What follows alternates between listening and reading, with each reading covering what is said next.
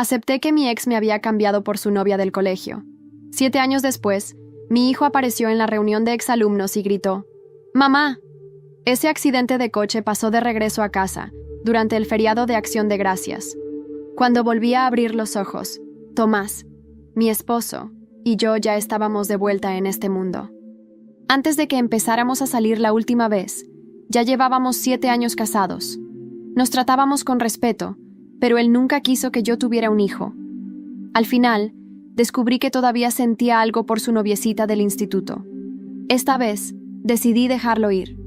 Desaparecí de su vida, borré su número, lo saqué de mis amigos de Facebook y seguí otro camino.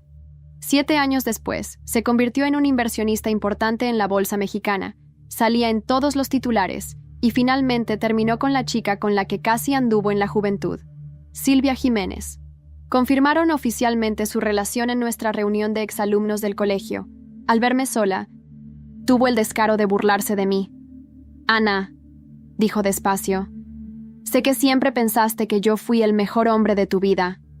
No te preocupes por mí, ¿vale?». Solo puse los ojos en blanco y apreté la mano de mi hijo. La cara de Tomás se puso blanca como una hoja. Abrió los ojos como platos y tartamudeó. «Tienes un hijo, pero tú siempre decías que me amarías por siempre, que solo querías tener hijos conmigo».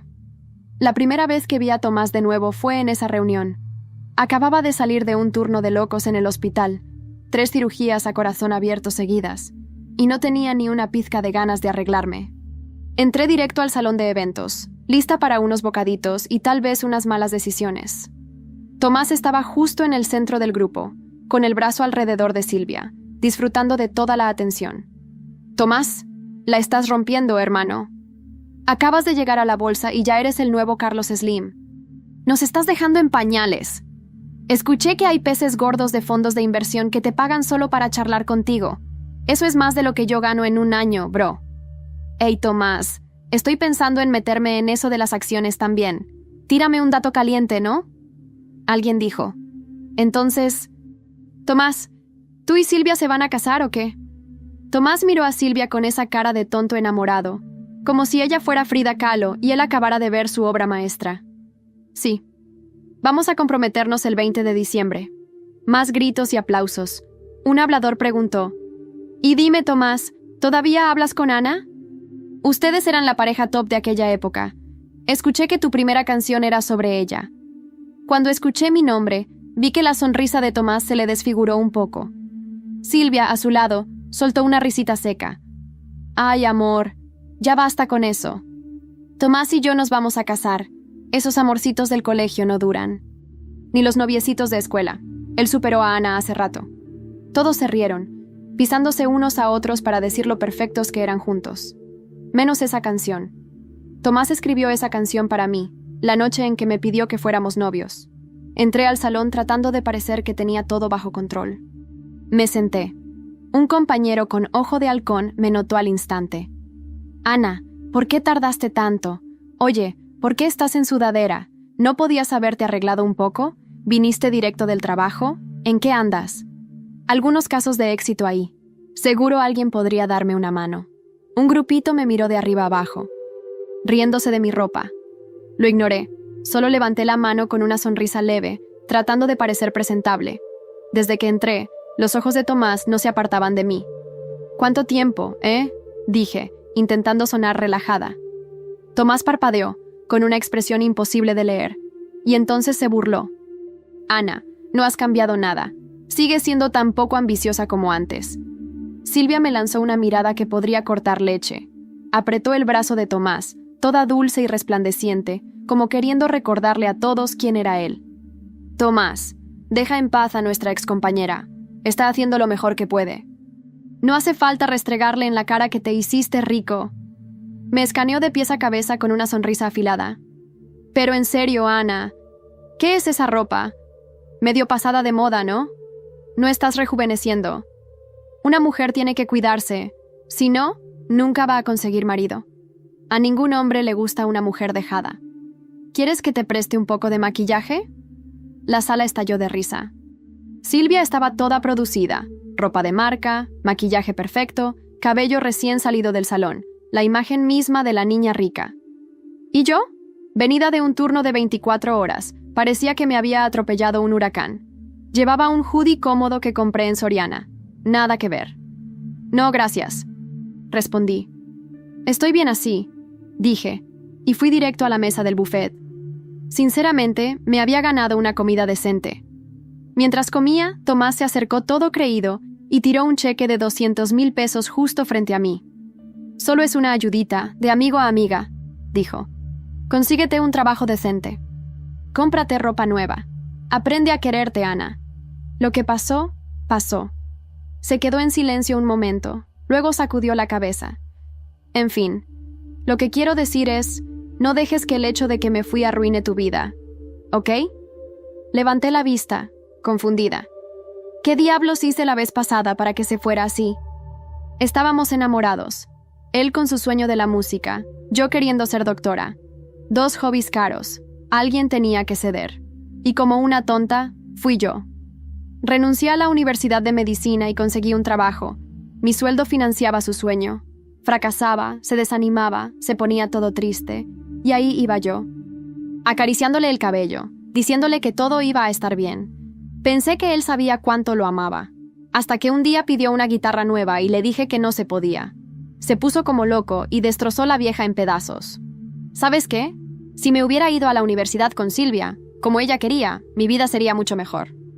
Me arrepiento de haberme quedado contigo. Dejó la música poco después. Perdió su sueño. Y esas palabras, me arrepiento de haberme quedado contigo, no dejaron de sonar en mi cabeza durante años. Intenté una última vez. Lo abracé fuerte y susurré. Tomás, quiero tener un hijo. Él me empujó con una expresión de asco en la cara. Apenas podemos pagar las cuentas. Y ya te lo dije, odio a los niños. Y contigo, menos aún. Esas palabras mataron cualquier esperanza. Ese camión en la carretera, en el último feriado, hasta pareció una bendición. Le empujé el cheque de vuelta. No acepto dinero de desconocidos. Gracias, pero no. Gracias. Frunció el ceño, la mandíbula tensa. ¿Desconocidos? ¿Qué quieres decir con eso? Que yo compro mi ropa sola. Y sea cual sea mi trabajo, me llena. Estoy orgullosa de lo que hago. Ese dinero, dáselo a alguien que realmente lo necesite. Tomás apretó el cheque en su mano y se quedó ahí, paralizado. Silvia se acercó sigilosamente, vio el cheque y pareció que le cayó el 20. Sus ojos brillaron, pero se obligó a sonreír. Ana, ¿por qué rechazas nuestra generosidad? Podemos hacer algo mejor. Estoy por abrir un salón de uñas en la Avenida Reforma. Puedo conseguirte un puesto como aprendiz. No es mucho, unos 100,000 pesos al mes, pero aprendes un oficio, y si algún día estás en aprietos, puedes abrir el tuyo. ¿Qué dices? Mejor que lo que haces ahora, ¿no? Seguí comiendo, tratando de ignorarlos. No, gracias. La sonrisa de Silvia no se movió, pero sus ojos eran puro hielo. Tomás apretó el cheque con más fuerza, con el desprecio escurriéndosele por la voz. Eres un caso perdido, Ana. No puedo hacer nada si prefieres seguir siendo infeliz. Justo después, un grupo de los antiguos jugadores del equipo de fútbol empezó a acercarse, intentando hacerme tomar un shot. ¿Qué onda, Ana? Tienes cara de que lo necesitas. Tómate esto y te mando 1,000 por la app, si estás tan mal. Hasta te tiro un extra. Sus ojos daban asco, y los demás excompañeros no paraban de reírse. Nadie hizo nada.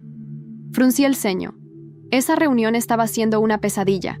Si no estuviera esperando a alguien, ya me habría ido hacía rato. Estaba a punto de gritar por seguridad cuando Tomás apagó el cigarro y le agarró el brazo a uno de los tipos. Estaba furioso. «Ya basta». El tipo trató de soltarse. «¿Qué te pasa, bro?» Silvia le jaló el brazo a Tomás. «¿Qué estás haciendo?» Pero su rostro estaba firme, serio. «Esto es una reunión, no una casa de fraternidad». Empujó al tipo lejos. El sujeto, encogido, aún me lanzó una mirada de odio. Y yo no pude evitarlo. Miré a Tomás. Jamás pensé que sería él quien me defendería.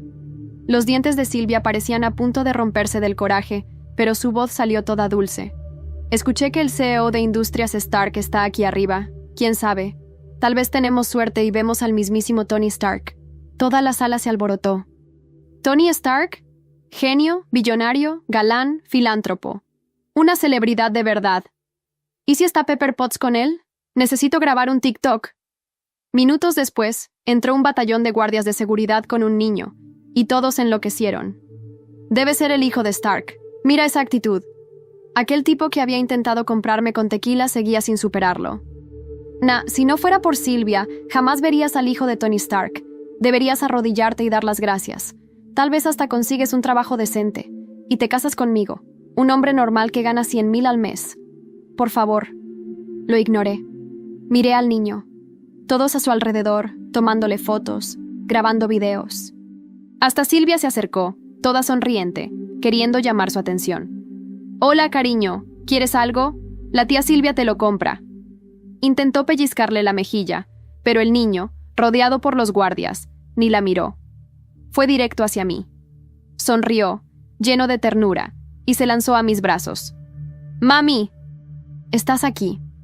Nunca imaginé que volver a Segovia me haría sentir como si caminara sobre cenizas. No las cenizas físicas, no, sino las que deja una traición, las que se cuelan bajo la piel y duelen más con cada paso que das sobre el pasado. Mi abuela, Carmen, había muerto hacía 3 días.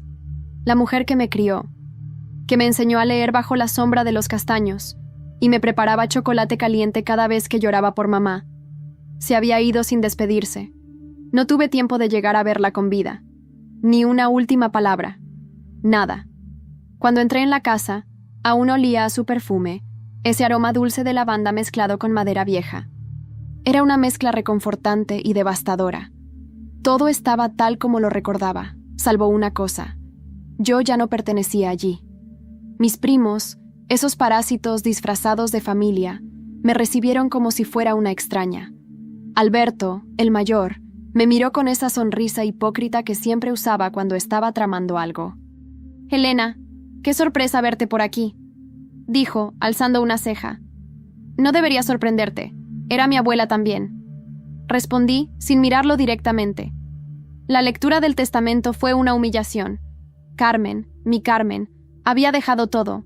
La casa, las tierras, incluso las cartas que mi madre escribió antes de desaparecer, a mis primos. Ni una palabra para mí, ni una mención, como si no hubiese existido. Me encerré en el desván esa noche, donde dormía cuando niña, y lloré hasta que el cuerpo no pudo más. Fue allí donde lo encontré.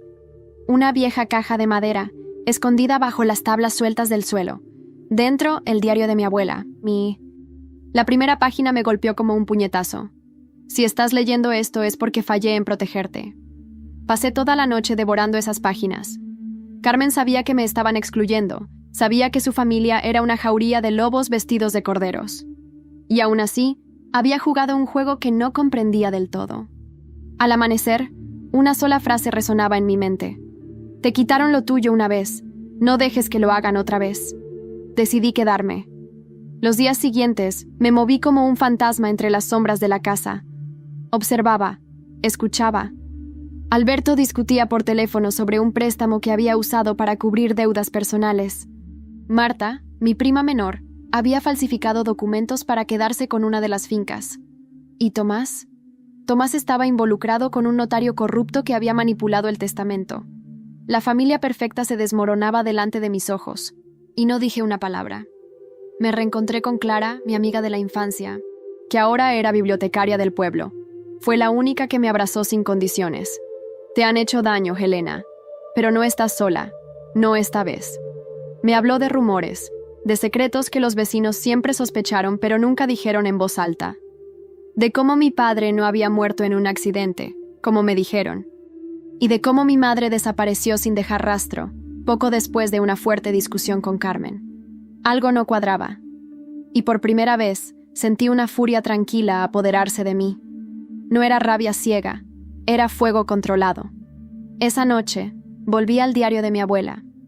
En una de las últimas páginas, escrita con letra temblorosa, había una mención críptica. Si alguna vez necesitas la verdad, búscala donde todo comenzó, la casa de los Sauces, en Ávila.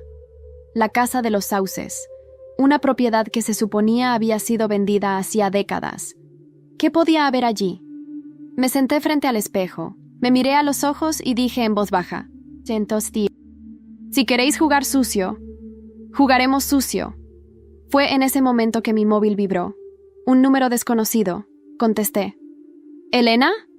La voz era masculina, áspera, y reconocí algo en ella que no oía desde niña. No cuelgues. Soy yo, tu padre. Cuando escuché esa voz al otro lado del teléfono, fue como si el mundo se detuviera un instante.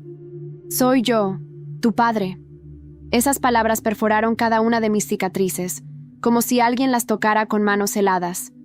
No dije nada. No podía. Era una mezcla de miedo, rabia y esperanza. Mi padre. Ese fantasma que creí muerto desde que tenía 6 años. Sé que no tienes razón para confiar en mí, continuó él. Pero necesito verte.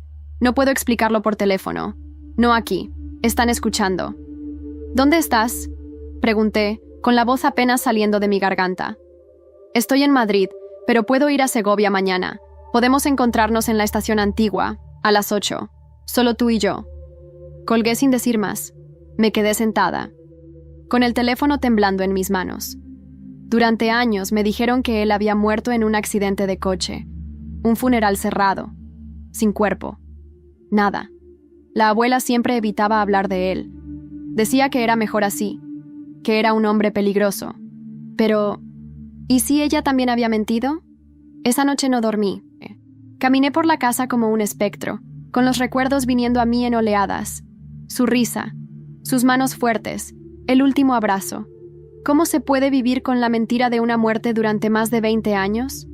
A la mañana siguiente, me escabullí sin hacer ruido. Nadie debía saber. Tomé un taxi hasta la vieja estación, que estaba cerrada desde hacía años. Estaba vacía, rodeada de hierbas secas y muros grafiteados. Un lugar que encajaba perfectamente con una historia como la mía. Y ahí estaba él, más delgado, con el rostro surcado por arrugas y una barba gris mal cuidada. Pero esos ojos eran los mismos que me levantaban cuando caía. «Elena», dijo, dando un paso hacia mí. «¿Por qué?», fue lo único que pude preguntar. «¿Por qué me dejaste creer que estabas muerto?». Me miró con una mezcla de dolor y culpa. «Porque me obligaron. Me chantajearon. Tu madre descubrió algo que no debía, y cuando intentamos salir, amenazaron con desaparecer a las 2. Carmen, tu abuela, lo sabía, pero no podía enfrentar lo que había ayudado a construir. Mi corazón latía con violencia. ¿Qué estaba diciendo? ¿Qué descubrieron? Tu madre encontró pruebas de que la familia estaba lavando dinero usando las tierras y propiedades. Yo quise ir a la policía, pero ella desapareció antes de que pudiéramos. Y a mí me ofrecieron una salida. Fingir mi muerte a cambio de tu seguridad. Tragué saliva. ¿Toda mi vida había sido una mentira construida sobre otra mentira? ¿Y por qué aparecer ahora? Porque estás en peligro, Elena. Estás removiendo cosas que dormían. Y hay alguien que no va a dejarte en paz. Siento esto mal. Me entregó un sobre Manila. Aquí dentro hay documentos que pueden ayudarte a entenderlo todo. Pero ten cuidado. No todos los que dicen estar contigo lo están realmente. Volví a casa sin decir palabra. Me encerré en mi cuarto y abrí el sobre. Documentos notariales, fotos de reuniones clandestinas en la finca de Ávila, transferencias bancarias con nombres falsos. Todo indicaba que Marta, mi prima, era mucho más peligrosa de lo que aparentaba. Esa noche, durante la cena familiar, observé cada gesto, cada mirada. Marta fingía reír, pero sus ojos no reían. Alberto bebía más de lo normal. Y Tomás no podía dejar de mirar el móvil. Al terminar, me acerqué a Clara. Le mostré una de las fotos del sobre. «Necesito que me ayudes a encontrar esta casa. Es en Ávila. Es la clave». «Esa casa», dijo ella empalideciendo. «Esa casa es conocida aquí. Nadie se acerca desde que desapareció una familia entera hace 20 años. Dicen que está maldita». Y entonces lo supe. Tenía que ir allí. Tenía que abrir esa puerta. Pero justo cuando estábamos por salir, el móvil de Clara sonó. Era un número oculto. Atendió y su rostro se volvió blanco como el papel. «Elena, es Marta. Dice que sabe lo del sobre y que si sigues escarbando, tú serás la próxima en desaparecer».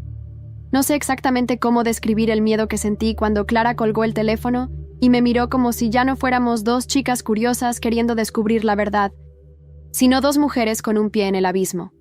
La amenaza de Marta no era una advertencia, era una sentencia velada. Ella sabía. Alguien nos había delatado. Me temblaban las manos mientras regresábamos a casa. El aire de Segovia parecía más denso, como si la ciudad entera respirara conmigo. Esa noche no podía quedarme allí. No con Marta tan cerca, no con los muros cargados de secretos. Me refugié en casa de Clara. En su pequeño apartamento sobre la biblioteca, rodeada de libros y silencio, volví a abrir el sobre que me dio mi padre. Había algo que me había pasado por alto. Una carta escrita a mano, en papel desgastado. Elena, si lees esto, es porque ya tomaste la decisión de descubrir la verdad. Pero te aviso, lo que hay en la casa de los Sauces no es solo evidencia. Es historia, es memoria. Y algunas memorias prefieren quedarse enterradas. Dormí poco y mal. Soñé con mi madre, gritando desde una habitación cerrada. Mientras la voz de mi abuela me susurraba al oído, no la busques, no la perdones. A la mañana siguiente, fui directa a Ávila con Clara. No se lo conté a nadie, ni una palabra. Solo empaqué una mochila y tomé el coche. 2 horas después, estábamos frente a una reja oxidada y una casa cubierta por los árboles que le daban su nombre. La casa de los Sauces. Todo en ese lugar olía a tiempo detenido. La puerta se abrió con facilidad, como si nos esperara. Dentro, las paredes estaban cubiertas de polvo y silencio. Cada habitación tenía huellas del pasado, fotografías rotas, cartas antiguas, juguetes olvidados. Era como entrar en una cápsula del tiempo, o en una tumba. En el desván, encontramos una caja de metal cerrada con candado. No tenía llave, pero Clara la rompió con una piedra. Dentro, había grabaciones en VHS, documentos contables y una libreta con el nombre de mi madre en la portada, Isabel Torres. La primera página me cortó el aliento. Mi nombre es Isabel. Y si estás leyendo esto, es porque aún queda algo de mí en este mundo. Me silenciaron, me traicionaron, pero no me quebraron. No podía creerlo. Mamá había estado aquí. Había escrito esas palabras sabiendo que algún día volveríamos. Y mientras yo absorbía cada frase, Clara me llamó desde el sótano. Elena, ven. Tienes que ver esto. Lo que encontramos abajo era peor de lo que imaginé. Un cuarto escondido, sin ventanas. Allí, colgados de la pared, había recortes de periódicos, fotografías de reuniones familiares secretas, una lista con nombres, y entre ellos el de Carmen Díaz. Mi abuela. Ella estaba involucrada, murmuré. No solo sabía, fue parte. Mi corazón se rompió de nuevo. Pero esta vez no me hizo más débil. Me hizo más fuerte. Vi todo con claridad. No era solo una lucha por herencia o poder. Era un ajuste de cuentas con el pasado. Era justicia.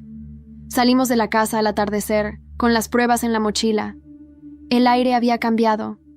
Clara me miró con una mezcla de temor y admiración. ¿Qué vas a hacer ahora? Voy a darles lo que merecen, pero a su manera. Silenciosa. Implacable. Esa noche, regresé a Segovia. Pero antes de llegar a casa, pasé por la oficina de correos.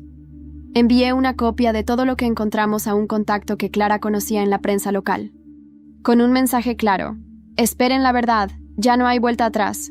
Cuando finalmente entré a la casa, todos estaban en el salón, Marta, Alberto y Tomás, callados.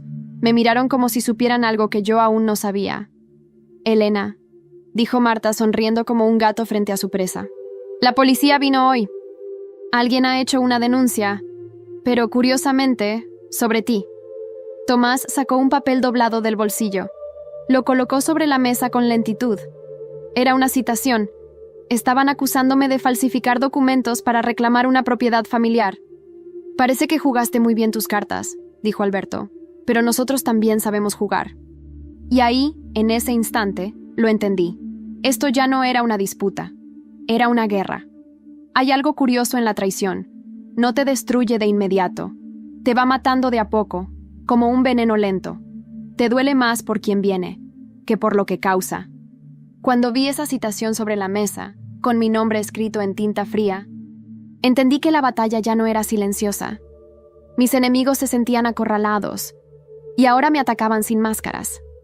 Marta, con su sonrisa torcida. Alberto, con su arrogancia altiva. Tomás, callado pero con los ojos brillando de satisfacción. Todos sabían lo que hacían. Querían quebrarme. Pero yo ya no era la misma niña que lloraba escondida bajo las sábanas de mi abuela. Esa Elena había muerto con la primera página del diario. Interesante jugada, dije recogiendo la citación.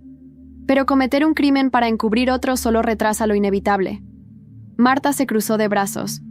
Querida, no es un crimen si nadie sobrevive para contarlo. La tensión era tan espesa que podía cortarse con una cuchilla. Subí a mi habitación sin mostrar debilidad. No les daría ese placer. Pero cuando cerré la puerta, sentí que el cuerpo se me caía. Sabía que venía una investigación real, aunque fabricada, y sabía que esa denuncia era solo el principio. Iban a atacarme desde todos los frentes. Clara vino a verme esa noche, después de cerrar la biblioteca. Me trajo una carpeta con registros de propiedad de la finca de Ávila, algunos documentos filtrados por su contacto del ayuntamiento. No son pruebas directas, pero hay inconsistencias, me dijo. Movimientos de dinero entre empresas fantasmas, todas conectadas con Marta y su madre. También encontré una transacción vieja, a nombre de Isabel Torres, mi madre. Mi madre había comprado esa finca meses antes de desaparecer. No era un error. Era parte de su plan. Había escondido la verdad allí. Y ahora, los que sabían eso estaban dispuestos a enterrarme junto con ella. Tenemos que anticiparnos, le dije. Si ellos están jugando sucio, nosotros vamos a ensuciarles la imagen. Preparé cada movimiento con precisión. No podía depender de la policía, no de la justicia. Necesitaba algo más fuerte, la opinión pública. Envié copias digitales de los documentos a varios periodistas locales, incluyendo algunas de las páginas del diario de mamá. Pero lo hice desde un correo anónimo. Tenía que parecer una filtración espontánea. Clara me ayudó a crear un perfil falso en redes sociales desde donde publicamos información gota a gota. Fotografías antiguas, escrituras falsas, nombres de testaferros. El hashtag Los secretos de los Díaz se volvió tendencia en pocas horas. El pueblo empezó a murmurar. Los vecinos miraban de reojo a Marta en la panadería. Alberto ya no salía de casa. Tomás evitaba responder llamadas. Fue entonces cuando recibí una llamada inesperada. La voz del otro lado era suave, pero firme. Elena, soy Julián. Fui el abogado de tu madre. Y también su amigo. Lo que estás haciendo es valiente, pero peligroso. Necesitamos hablar. Quedamos en encontrarnos en Salamanca, lejos del ruido de Segovia. No podía confiar en nadie más allí. Cuando llegué, me sorprendió ver a un hombre mayor, con expresión cansada y ojeras profundas. Tu madre dejó conmigo los documentos originales de una compraventa ilegal. Era su seguro de vida.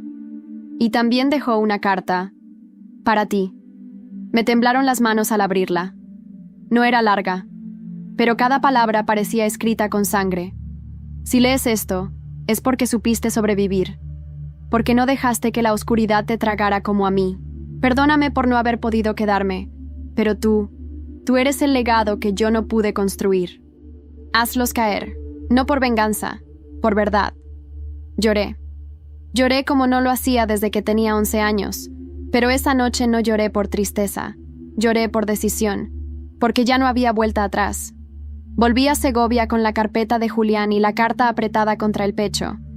Al llegar, noté algo extraño. La puerta principal entreabierta, el salón vacío. El silencio era absoluto. Subí corriendo. Entré a mi cuarto. Todo estaba revuelto. Sobre la cama, una nota escrita a mano, con una caligrafía que conocía muy bien. Elena, ya jugaste suficiente. Esta vez no hay advertencias. O te vas, o te vas.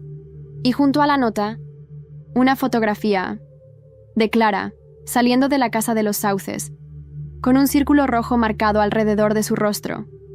No podía dejar de mirar la fotografía. Clara, mi Clara, allí estaba, saliendo de la casa de los Sauces, como si alguien la hubiera estado siguiendo. La nota lo decía claro. Esto ya no era una amenaza velada. Era una advertencia directa. Un movimiento calculado para sacarme del tablero. Pero no lo haría. No me iría. No después de todo lo que había descubierto. Y mucho menos ahora, que empezaba a entender la magnitud de la mentira. Esa noche dormí con el diario de mamá bajo la almohada y una faca de cocina debajo del colchón. Ya no era paranoia, era instinto, porque en ese momento supe que no podía confiar en nadie, ni siquiera en Clara. Al día siguiente, la cité en la cafetería del centro. La observé desde lejos cuando llegó. Se veía nerviosa, inquieta. Tal vez era culpa, tal vez miedo. Me senté frente a ella sin decir una palabra al principio. Solo dejé la foto sobre la mesa. ¿Quieres explicarme esto? Sus ojos se llenaron de lágrimas casi al instante, y me odié por la parte de mí que aún quería creer en su inocencia. Elena, no sabía que me seguían, te lo juro. Fui allí porque pensé que había algo más que no encontramos. Quería ayudarte, de verdad. Pero alguien me vio, no sé quién, y después empecé a recibir mensajes, amenazas. ¿Por qué no me lo dijiste? Porque pensé que si sabías, te expondrías aún más. No supe si creerle. Parte de mí quería abrazarla. La otra quería marcharse y no verla nunca más. ¿Quién te amenazó? No lo sé. Pero mencionaron a tu padre. Dijeron que si no dejaba de ayudarte, iban a terminar lo que comenzaron hace años. Esas palabras me dejaron helada. Lo que comenzaron hace años. El silencio de mi madre. La muerte fingida de mi padre. Todo volvía a entrelazarse en un nudo imposible de desatar. Dejé el café con una decisión clara. Tenía que encontrar a Marta. Hablar con ella directamente. Ya no como prima, no como enemiga, sino como lo que realmente era, una pieza central en este tablero enfermo. La encontré en su oficina improvisada, una antigua sala del fondo de la casa que había convertido en su reino privado. Toqué sin avisar y entré. La encontré sola, revisando papeles con su habitual mirada gélida. Tú y yo tenemos que hablar, dije, cerrando la puerta detrás de mí. Levantó la vista lentamente, como una serpiente que mide a su presa antes de atacar. ¿Viniste a rogarme, Helena? Pensé que ya habías aprendido que aquí el poder no se hereda. Se arrebata. No vine a rogarte. Vine a advertirte. Tengo pruebas. No solo de los fraudes, sino de tu participación en la desaparición de mi madre. Sé que sabías. Sé que estabas allí. Por primera vez, vi algo romperse en su expresión. Un destello mínimo de desconcierto, pero fue fugaz. Tu madre era una estúpida, dijo, volviendo la mirada a los papeles. Se metió donde no debía, pagó el precio, como pagarás tú si sigues insistiendo. No soy mi madre, y no pienso desaparecer. Me acerqué, coloqué una grabadora sobre la mesa, la encendí. Todo esto está siendo grabado.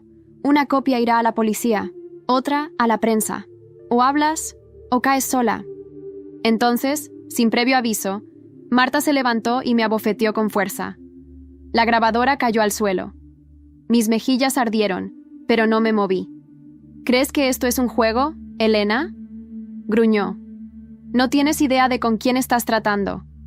La miré a los ojos, con el corazón latiendo en los oídos. No, Marta. Tú no tienes idea de con quién te metiste. Salí de allí sin decir más. Esa noche, mientras trataba de ordenar mis pensamientos, recibí una llamada del hospital de Salamanca. ¿Es usted Elena Díaz? Sí. ¿Qué ha pasado? Lamentamos informarle. Su padre ha sido ingresado en estado crítico. Fue atropellado esta tarde. No hay testigos. Sospechamos que no fue un accidente. Nunca pensé que volvería a ver a mi padre entubado, entre máquinas que pitaban como si contaran los segundos que le quedaban de vida. La última vez que lo vi así fue en mi memoria, inventando un entierro. Esta vez era real, carne rota, huesos quebrados. El hospital de Salamanca olía a cloro, a desesperanza. No había nadie más en la sala de espera. Solo yo, sentada, con las manos apretadas, leyendo una y otra vez el informe médico. Politraumatismo severo, coma inducido, pronóstico reservado. Me acerqué a la cama. Vi su rostro, marcado por el tiempo y el golpe. Y aún así, era mi padre. El hombre que me había amado en silencio, desde las sombras. El que fingió su muerte para protegerme. Y al final, también cayó. Te prometo que no fue en vano. Le susurré, apretando su mano fría. Voy a terminar lo que empezaste. El doctor apareció con un gesto grave. Está estable por ahora, pero hay algo que necesitas saber. Me mostró un objeto que habían encontrado en su ropa, una tarjeta de memoria escondida dentro de un botón de su chaqueta. Casi me caigo. Él había traído algo más, algo que no tuvo tiempo de entregarme. Esa noche, encerrada en una habitación de hotel cerca del hospital, inserté la tarjeta en mi portátil. Lo que vi, no lo olvidaré jamás. Un video. Mi madre, viva, grabada en una habitación oscura, mirando directamente a la cámara. La imagen era antigua, de mala calidad, pero era ella, mi madre, hablando con voz baja, como si supiera que no podía hablar alto. Si estás viendo esto, es porque ya no queda otra salida. Me tienen encerrada. No sé dónde. Solo sé que si esta grabación sale a la luz, muchos van a caer. Marta, Tomás, incluso Carmen. Ellos sabían. Ellos firmaron. Ellos vendieron nuestras tierras para lavar dinero. Yo intenté detenerlos, y por eso me silenciaron. Me quedé paralizada.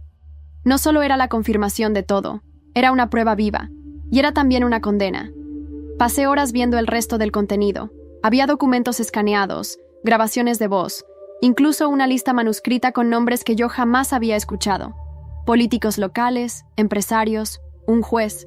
Era más grande de lo que imaginé. Llamé a Clara al amanecer. Le conté todo. Me escuchó en silencio. Y al final, solo dijo: «Esto ya no es solo tu historia, Elena. Es la historia de un pueblo entero».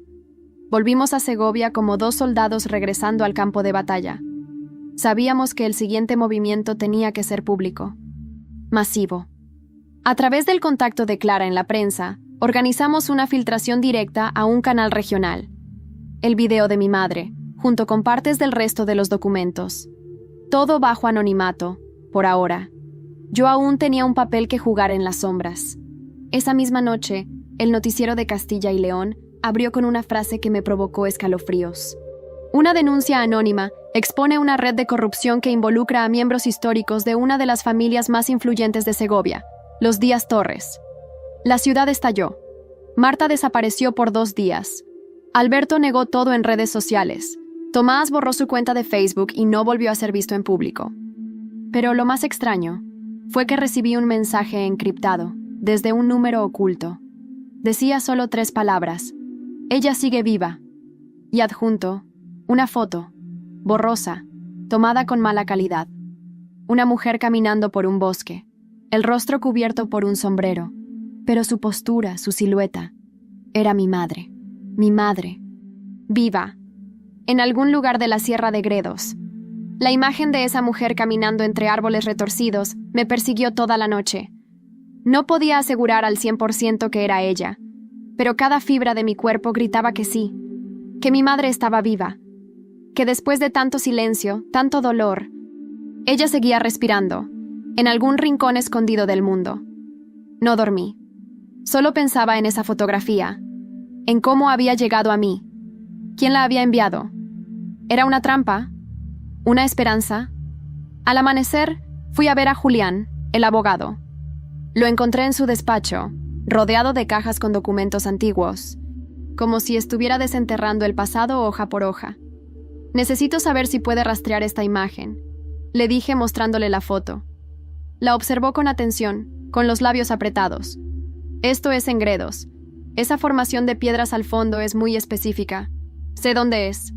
Me aferré a su brazo como si mi vida dependiera de ello. «Llévame. Partimos esa misma tarde». Clara insistió en venir, pero la convencí de quedarse en Segovia. Alguien tenía que mantener la vigilancia desde allí, alimentar la prensa, asegurar que el caso no muriera en el olvido.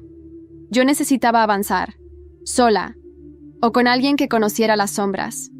El camino hacia la sierra fue silencioso, envuelto en un aire de expectativa y temor. Me sentía como si cada kilómetro me acercara no solo a mi madre, sino a la verdad definitiva. Llegamos a un pequeño pueblo, casi fantasmal, llamado Navacepeda. Allí, Julián habló con un viejo guardabosques que, al ver la foto, se puso pálido. «Esa mujer, sí, la he visto. No habla con nadie. Vive en una cabaña vieja, abandonada hace años. Dicen que está loca, que camina de noche, hablando sola. Mi corazón latía como un tambor de guerra. No esperé más. Tomé una linterna, una mochila con lo básico, y comencé a caminar bosque adentro. El sendero era angosto, lleno de ramas que golpeaban mi cara y raíces que intentaban hacerme caer. Pero seguí. A cada paso, un recuerdo de mi madre venía a mi mente. Su voz cantando para mí, sus manos trenzando mi cabello, su abrazo cálido, y entonces la vi. Una figura sentada junto a una pequeña fogata, delante de una cabaña semiderruida. Su pelo estaba cubierto por un pañuelo gris. Sus ojos eran los míos, aunque llenos de sombras. «Mamá», dije con un hilo de voz. Ella se giró lentamente. Me miró, y por un segundo pensé que no me reconocía. Pero luego, su rostro se quebró. «Elena». Corrí hacia ella, la abracé con fuerza, y lloramos. Como niñas, como madre e hija que el tiempo quiso separar, pero no pudo. Pasamos horas hablando. Ella me contó todo. Cómo la familia la encerró cuando descubrió los documentos. Cómo la llevaron allí, drogada, fingiendo que estaba enferma mental.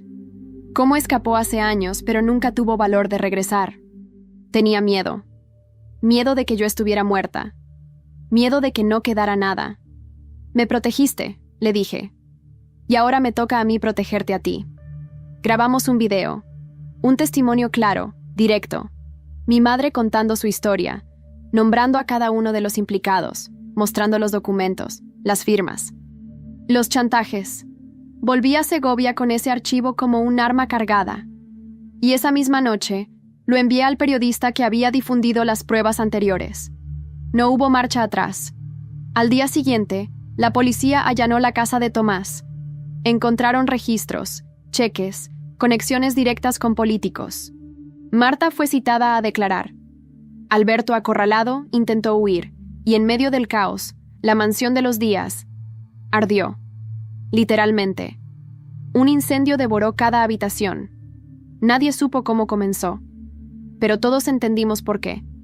Esa misma noche, mientras observaba el fuego desde la colina con Clara a mi lado, recibí un mensaje nuevo. Solo 2 palabras. Falta uno. Y junto con ellas, una foto de Julián, en su despacho, con una cruz roja sobre su rostro. Falta uno. Esas 2 palabras me atravesaron el pecho como una daga. La foto de Julián, marcada con una cruz roja, quemaba en la pantalla de mi móvil. ¿Qué significaba? ¿Que él era el siguiente objetivo o que él era el siguiente en ser desenmascarado? Durante segundos, no pude moverme. Clara me miró en silencio, esperando que yo dijera algo. Pero mi mente ya no funcionaba como antes. Había aprendido a desconfiar incluso de lo que parecía evidente. Y en ese momento, una idea me golpeó como un trueno. ¿Y si Julián nunca fue solo un aliado? Volvimos a casa en silencio. La mansión ya era una ruina humeante. Marta no apareció en la escena del incendio. La policía decía que estaba colaborando con la investigación, pero sabía lo que eso significaba. Había entrado en modo supervivencia. Lo peor aún estaba por venir. Esa noche, busqué en los documentos de mi madre cualquier referencia directa a Julián, y allí estaba, en una anotación al margen, en una de sus últimas páginas. Julián me dice que debo callar por ahora.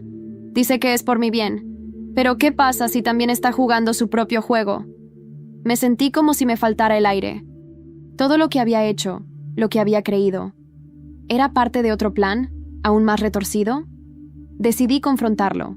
No con gritos, no con acusaciones, con estrategia. Fui a su despacho fingiendo que no sabía nada, que solo necesitaba más apoyo legal para proteger el testimonio de mi madre. Me recibió con su habitual cortesía. Pero había algo diferente en sus ojos, como si supiera que el castillo de cartas comenzaba a desmoronarse. «Elena, lo que hiciste fue muy valiente, pero también peligroso. Has levantado demasiada tierra, y hay cosas que deberían quedarse enterradas». ¿Cómo qué? Como los nombres que no aparecen en los documentos.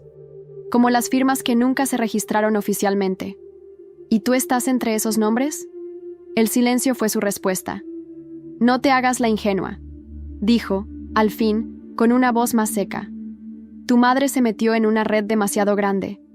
Y tú estás a punto de repetir su error. ¿Estás tratando de protegerme? o de callarme. Se levantó, con una sonrisa amarga. A veces no hay diferencia. Saqué el móvil de mi bolso y presioné un botón. En altavoz, Clara escuchaba todo desde casa. Una pequeña precaución. Una necesaria. ¿Tú también firmaste esos papeles, Julián? ¿Tú también tomaste tu parte del botín? Y sí lo hice, respondió sin vergüenza. ¿Acaso tú no harías lo mismo si estuvieras en mi lugar? No.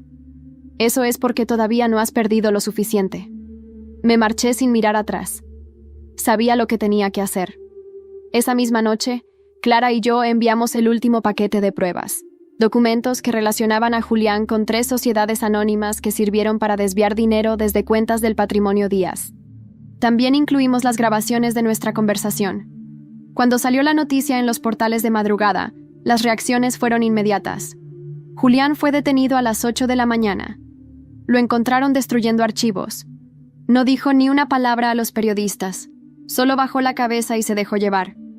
Una parte de mí se rompió ese día. No solo por descubrir que alguien más me había traicionado, sino porque ya no me sorprendía. Me estaba acostumbrando a la podredumbre, al dolor, a vivir como si todos tuvieran algo que esconder. Pero lo que no esperaba fue lo que sucedió después. Recibí una llamada desde un número desconocido. Contesté, temblando. «Elena, soy Marta. ¿Qué quieres?» «Te odio», dijo con la voz ahogada. «Pero también quiero vivir. Te voy a dar algo. A cambio, quiero inmunidad». «¿Qué tienes?» «La ubicación exacta del lugar donde tuvieron a tu madre. Y la lista de todos los implicados. Todos, incluido quien dio la orden». «¿Y quién fue?» «No por teléfono. Te veo mañana, en el lugar de siempre, donde jugábamos cuando éramos niñas». Y antes de colgar, soltó algo que me hizo estremecer hasta los huesos. La persona que realmente lo ordenó todo aún está libre y lleva tu sangre. El que dio la orden aún está libre y lleva tu sangre. Esa frase se clavó en mi mente como un clavo oxidado. Marta no era de soltar palabras al azar, y si me lo estaba diciendo así, con ese tono de voz quebrado, era porque la verdad que iba a escuchar dolía más de lo que cualquiera de sus mentiras había hecho. Esa noche, no pude dejar de pensar en mi infancia. En los veranos en la casa familiar, cuando aún éramos niñas. Jugábamos en el viejo columpio, construíamos cabañas con sábanas, comíamos helado robado del congelador. Marta y yo éramos amigas, antes de que la ambición nos separara, antes de que los adultos nos enseñaran a traicionar. Clara me acompañó al lugar del encuentro. El parque de robles en las afueras de Segovia, donde solíamos escondernos de las broncas familiares. Marta ya estaba allí cuando llegamos, sentada en el columpio de hierro oxidado, balanceándose como si intentara regresar a ese tiempo inocente que habíamos perdido. Estaba demacrada, ojeras profundas, labios secos. Su voz, cuando habló, no era la misma de siempre. «Gracias por venir. No vine por ti», dije. «Vine por la verdad». «Lo sé». Me entregó una carpeta. Nada digital, todo impreso, como si incluso la tecnología se hubiera vuelto traidora. «Aquí está la lista. Transacciones, transferencias, nombres. Incluye al juez que blindó el testamento, a los empresarios que compraron las tierras y al verdadero cerebro detrás de todo». La abrí. Las hojas crujieron. Fui leyendo los nombres. Y al llegar al final, mi cuerpo se congeló. Carmen Díaz, mi abuela, mi Carmen. «No puede ser». «Ella lo inició todo», susurró Marta. «Fue ella quien vendió la idea. Ella quien trajo a los inversores. Ella quien ordenó desaparecer a tu madre cuando quiso hablar. Lo hizo por la familia, por mantener el legado limpio. Pero ella me crió, me protegió. Te crió porque era su seguro, porque si algún día todo salía mal, tú eras la heredera perfecta, la que podía limpiar los pecados con su silencio. Pero no lo hiciste. Sentí como si me arrancaran el alma. Todas esas memorias, sus manos tejiendo, su risa, sus consejos, ¿todo había sido parte de un juego? ¿Me quiso alguna vez?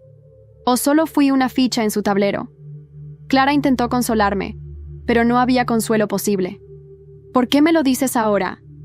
«Porque estoy cansada de vivir con miedo. Porque tú...» «Elena, tú tienes algo que nosotros no tenemos. Coraje. Y si tú no haces justicia, nadie lo hará. Me marché sin decirle una palabra más. Llevaba en las manos una carpeta que quemaba como fuego, pero no la solté. Volví a la casa de Clara. Llamé al periodista. Le conté todo. Le envié las copias digitalizadas de los documentos. Y cuando me preguntó si estaba segura, le dije que sí. Quémalo todo. A la mañana siguiente, el titular lo decía claro.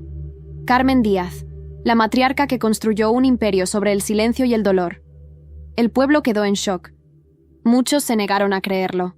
Otros lo sospechaban desde hacía tiempo. Pero ya no se podía ocultar. Esa misma noche, volví al cementerio. Me arrodillé frente a la tumba de Carmen. Dejé una flor blanca. Y por primera vez, no lloré.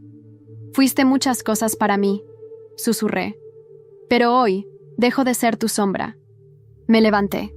Y al darme la vuelta vi una figura esperándome en la entrada. Era mi madre. Había salido del escondite. Había decidido vivir. Nos abrazamos bajo el cielo oscuro. Y en su mirada encontré algo que no había tenido en mucho tiempo. Paz. ¿Y ahora qué vas a hacer?, me preguntó. Ahora voy a escribirlo todo, para que nadie más pueda reescribir nuestra historia. Y justo cuando creí que todo había terminado, recibí una llamada, una voz joven, nerviosa. ¿Eres Elena Díaz? Sí. ¿Quién eres? Soy hijo de Tomás, y tengo algo que debes ver, algo que mi padre escondía en su despacho. No todo ha salido a la luz. Cuando aquel chico, el hijo de Tomás, me pidió que nos viéramos, no sabía si debía confiar en él. Pero la forma en que habló, tan tembloroso, tan urgente, algo en su tono me hizo saber que era real. Nos encontramos en un banco de piedra, al borde del acueducto. Él llegó solo, con una mochila apretada contra el pecho. No debía tener más de 18 años. Sus ojos eran idénticos a los de su padre, pero estaban llenos de vergüenza. No soy como él, me dijo apenas se sentó. Le creí. Sacó de la mochila una carpeta azul. Más documentos. Más secretos. Fotografías de reuniones clandestinas. Grabaciones de audio de Tomás hablando con inversores y funcionarios corruptos. Pero lo más impactante fue una carta, escrita por Tomás antes de que intentara fugarse. Si estás leyendo esto es porque todo cayó. No me arrepiento de lo que hice, pero sí de cómo te fallé. No supe protegerte del veneno de esta familia. Ojalá puedas perdonar lo que nosotros no supimos detener. Guardé todo con cuidado. Ya no era venganza lo que sentía. Era una responsabilidad. Tenía el deber de dejar cada pieza en su sitio. No por mí, por todos los que sufrieron en silencio. Los días siguientes fueron una tormenta mediática. La justicia inició un proceso formal contra Marta, Tomás y Alberto. Los tres fueron procesados. Marta hizo un acuerdo y delató a todos los implicados del círculo externo. Tomás fue condenado a 6 años de prisión por fraude y asociación ilícita. Alberto, que intentó huir, fue capturado en Portugal y extraditado. Julián, el abogado, perdió su licencia. Aguardaba su juicio en una cárcel de Salamanca. A pesar de su silencio, sus documentos hablaban por él. Yo decidí desaparecer del foco. No quería fama, no quería reconocimiento. Solo paz. Escribí un libro, una crónica con todo lo ocurrido. Lo titulé Herencia de Fuego. Lo lancé con nombres ficticios, pero la ciudad entera sabía de quién hablaba. Se convirtió en un símbolo, un espejo para muchas mujeres que, como mi madre, habían sido silenciadas. Mi madre volvió a vivir conmigo. Reaprendimos a convivir. Hubo silencios largos al principio, heridas que sangraban al menor roce. Pero cada día nos curábamos un poco más. Clara abrió un centro cultural en lo que quedaba de la antigua casa de mi abuela. Lo llamamos Memorias Vivas. Allí dimos espacio a la historia, al arte y a la verdad. ¿Qué pasó con todos? Marta vive en prisión domiciliaria. Rompió todo vínculo con la familia. Nunca más supe de ella. Alberto, en prisión, intentó apelar, pero sus conexiones ya no servían. Su nombre se borró de todas las placas y homenajes públicos. Tomás intentó suicidarse. Sobrevivió. Hoy, en la cárcel, da charlas sobre corrupción a otros reclusos. Una ironía que no deja de doler. Julián fue el único que escribió una carta sincera antes del juicio. Me pidió perdón.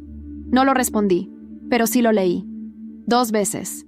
Mi padre despertó, semanas después. Le tomó tiempo hablar, recordar, conectar, pero cuando al fin lo hizo, lloramos como niños. Ahora vive en una casa modesta, cerca del centro de rehabilitación. Viene a cenar con nosotras los domingos. Clara sigue siendo mi hermana del alma. Fuerte, leal, inquebrantable. A veces la veo llorar en silencio cuando ve a las niñas del centro leyendo mi libro. Dice que al menos algo bueno salió de tanto dolor. Y yo, he cambiado. Ya no me asusta la oscuridad, porque aprendí a caminar con ella al lado. Ahora doy charlas, escribo, escucho, acompaño a quienes aún están buscando su voz. Y cada vez que una mujer me mira con los ojos llenos de rabia o esperanza, sé que Carmen Díaz no ganó. Yo gané. Ganamos todas. Hoy, mientras escribo estas últimas líneas, el viento sopla fuerte afuera, como si la ciudad también quisiera cerrar este capítulo conmigo. Y pienso en lo que diría mi abuela si pudiera verme ahora. Quizás que soy una ingrata, o quizás que fui más fuerte de lo que ella se atrevió a hacer. Cierro el cuaderno. Y susurro al aire. La verdad no se hereda, se conquista.